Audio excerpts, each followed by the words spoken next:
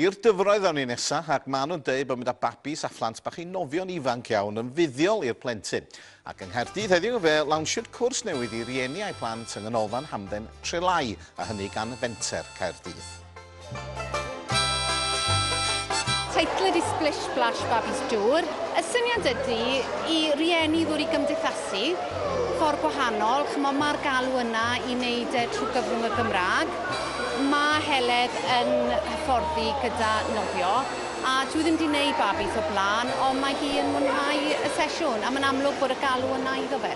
Pwrpas y sesiynau yw i paratoi babis, y plant bach, ar gyfer mynd i gwerthu mwy ffurfiol pan maen nhw tua 3 mlwydd oed, 4 mlwydd oed.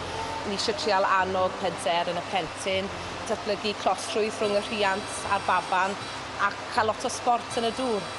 Da ni rili yn edrych mlaen. Fi yn fwy na mas, fi'n meddwl. Yn gobeithio wneud i fwynhau. Mae'n mwynhau'n fawr yn y bach. Felly, croes i brysur, fi ddim yn sgrechen gormod. Credu oedd e'n neis medru gwneud gweithgaredd yn Gymraeg gyda marged a neis medru, fel bod hi'n dod i gyfarwyddo gyda bod yn y dŵr, mae hi rili wedi mwynhau, so dyna'r peth pwysica, dwi'n y gwir.